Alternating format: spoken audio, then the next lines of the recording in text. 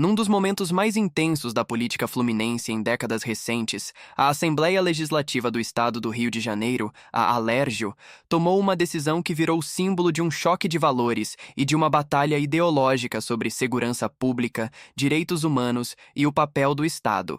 Em uma sessão marcada por gritos, discursos inflamados e votação apertada, deputados estaduais votaram para derrubar o veto do governador e restabelecer a chamada gratificação faroeste, um benefício polêmico que pode pagar até 150% do salário aos policiais civis em determinadas circunstâncias em operações de rua. A expressão gratificação faroeste não é apenas um nome chamativo. Ela carrega um passado histórico de décadas no Rio de Janeiro.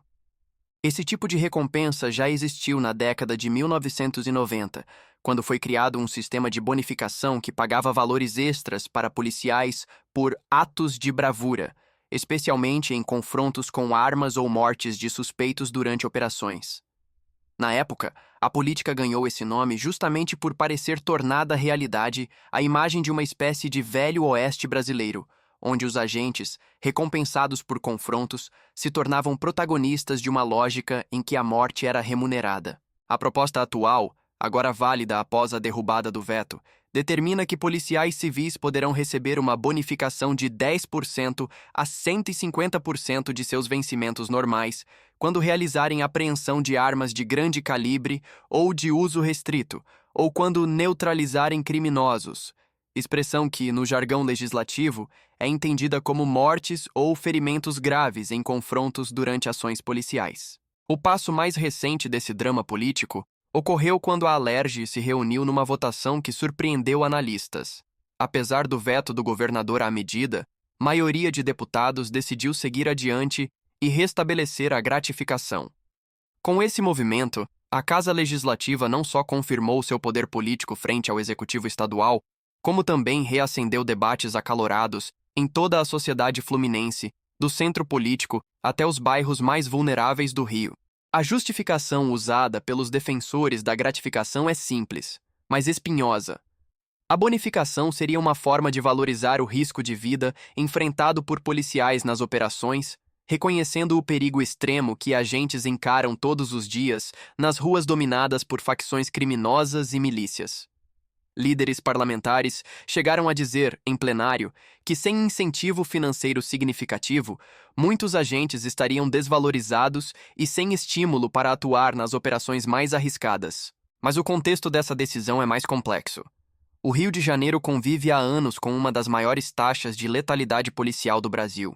E as mortes em confrontos armados são motivo de preocupação tanto para defensores de direitos humanos quanto para gestores públicos que buscam reduzir a violência estrutural. Há vozes fortes na sociedade que afirmam que bonificar a morte como critério de recompensa institucionaliza uma lógica em que o uso da força letal se torna não apenas aceitável, mas desejável. O fantasma dos autos de resistência e a lembrança de como práticas similares no passado resultaram em abusos e execuções extrajudiciais ainda ecoam no debate público.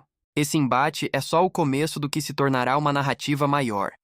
Um choque de perspectivas na segurança pública do Rio de Janeiro, envolvendo políticos, polícias, especialistas em direitos humanos e milhares de cidadãos que veem na política de segurança uma questão de vida ou morte. Para entender como chegamos aqui, é preciso voltar alguns meses, até a fase em que a gratificação foi aprovada pela própria Assembleia Legislativa, mas acabou vetada pelo governador do estado. Mesmo antes da derrubada do veto, o episódio já estava sendo debatido no plano político, jurídico e social, gerando controvérsias que escalavam em intensidade a cada dia. O governador afirmou, na ocasião em que vetou a proposta, que a medida era inadequada, potencialmente inconstitucional e poderia gerar riscos não só à imagem do Estado, mas à própria segurança dos cidadãos. A justificativa oficial teve como foco a questão financeira e jurídica. Segundo o executivo, pagar até 150% de bônus com base em confrontos e neutralizações poderia violar princípios constitucionais, além de colocar em risco as contas públicas em um Estado que enfrenta restrições orçamentárias e pressões por parte do regime de recuperação fiscal. Mas o veto foi apenas um capítulo dessa história. Deputados estaduais, liderados por figuras-chave, reagiram rapidamente. Entre eles estavam parlamentares que defenderam publicamente que o veto representava uma ofensa à corporação policial. Para eles, negar a gratificação seria negar o reconhecimento pelo risco extremo que policiais assumem todos os dias ao enfrentar facções armadas. Ávidos por retomar aquilo que consideravam uma forma legítima de revisão salarial e incentivo, os deputados articularam nos bastidores e conseguiram com que, em votação subsequente, o veto fosse derrubado. Na sessão da Alerj, em que se confirmou a derrubada do veto, a tensão foi evidente. Deputados contrários à gratificação denunciavam o que consideravam um retrocesso na política de segurança pública brasileira, afirmando que recompensar mortes poderia desencadear um ciclo ainda mais violento de confrontos. Ao mesmo tempo, aliados políticos defendiam que, sem incentivos significativos, muitos agentes se sentirão desmotivados a enfrentar as zonas mais perigosas da cidade. Se inscreva no canal para acompanhar os próximos desdobramentos, porque essa história ainda está longe de acabar.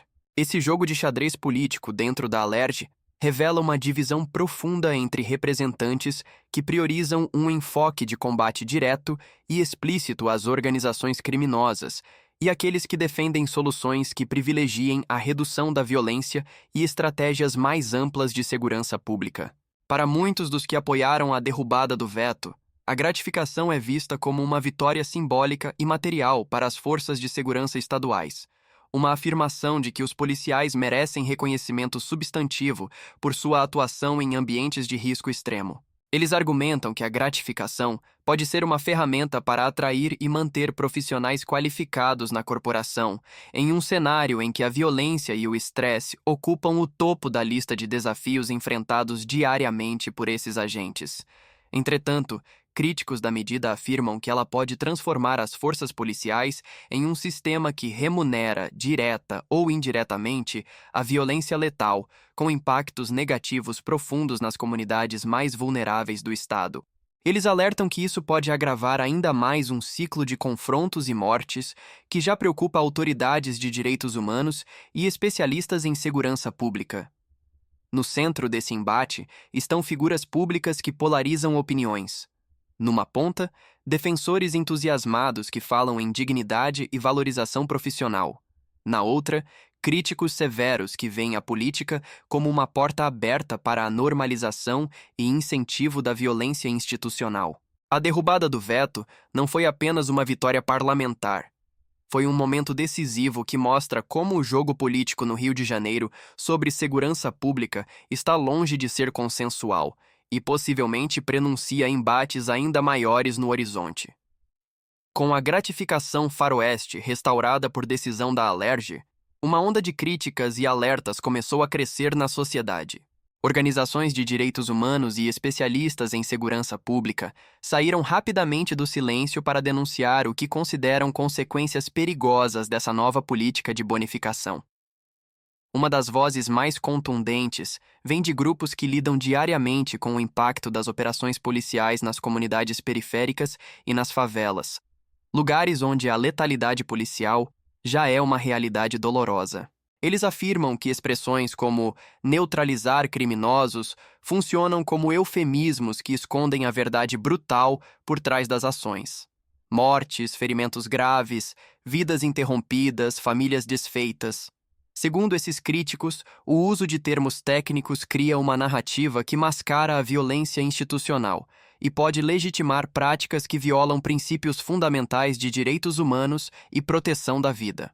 Organizações que defendem direitos civis disseram, em notas públicas e comunicados, que uma política que remunera confrontos com maior letalidade pode endossar, de forma indireta, um incentivo à violência extrema. Para eles, isso é mais do que um problema de segurança pública. É uma questão moral e ética que atinge o cerne do contrato social entre o Estado e seus cidadãos. Especialistas também levantam preocupações práticas importantes. Eles argumentam que sistemas de recompensa baseados em mortes ou ferimentos podem distorcer práticas investigativas, dando preferência a confrontos diretos em vez de estratégias que priorizam investigação, inteligência e redução de danos. Em contextos complexos como os enfrentados no Rio de Janeiro, essas abordagens podem ter efeitos contraproducentes. Em vez de enfraquecer o crime organizado, podem simplesmente elevar os números de mortes e tensionar ainda mais a relação entre a polícia e as comunidades. Além disso, há quem aponte que a gratificação pode funcionar como uma espécie de punição invertida aplicada à sociedade. Comunidades pobres e vulneráveis, historicamente alvo de ações intensas da força policial, poderiam sofrer as consequências desproporcionais dessa política. O medo não é apenas retórico. Ele se baseia em casos anteriores em que políticas semelhantes resultaram em um aumento no número de operações violentas e um uso mais frequente da força letal por parte de agentes públicos. Essas preocupações ecoam em debates públicos, redes sociais, rodas de conversa em bairros periféricos e até mesmo em grupos de policiais que não veem com bons olhos um sistema que equaciona dinheiro à tomada de vidas humanas. Alguns agentes experientes alertam que isso pode criar um ambiente em que decisões críticas, que deveriam ser guiadas por critérios técnicos e táticos, passem a ser influenciadas por incentivos financeiros, um cenário que muitos consideram perigoso e potencialmente desastroso. Do ponto de vista social, a reinstauração da gratificação faroeste já começou a movimentar debates acirrados entre famílias de vítimas de violência policial, movimentos comunitários e entidades que lutam pela paz nas ruas. Há relatos de medo, ansiedade e desconfiança quanto à forma como operações podem ser conduzidas daqui para frente, gerando uma sensação de insegurança que vai além dos próprios efeitos reais da política. Mas o debate não fica apenas no campo dos direitos humanos. Economistas e especialistas em políticas públicas alertam que a política pode ter custos financeiros imprevistos e que não há garantias de que aumentos salariais baseados em confrontos resultem em melhorias significativas na segurança estrutural do Estado. O problema pode, assim, se agravar em múltiplas frentes. Além da já complexa tarefa de conter o crime organizado, o Estado agora enfrenta críticas intensas de setores influentes da sociedade. O Rio de Janeiro entra num novo capítulo em sua história, onde segurança, política e direitos civis colidem de forma explosiva, com consequências ainda difíceis de medir. Com a gratificação restabelecida e as tensões sociais mais altas do que nunca, o próximo capítulo dessa história pode muito bem se desenrolar nos tribunais, em debates jurídicos e nos embates eleitorais futuros.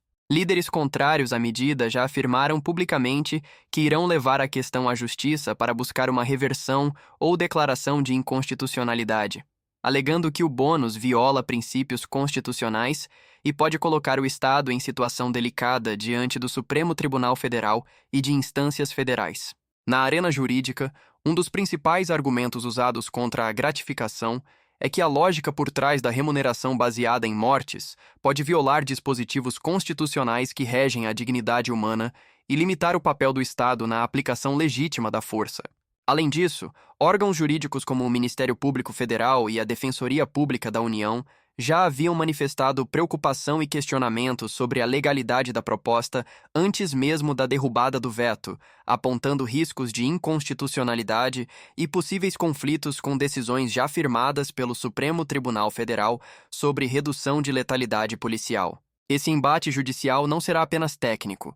Ele vai envolver argumentos éticos, sociais e políticos que podem ressoar em todo o Brasil.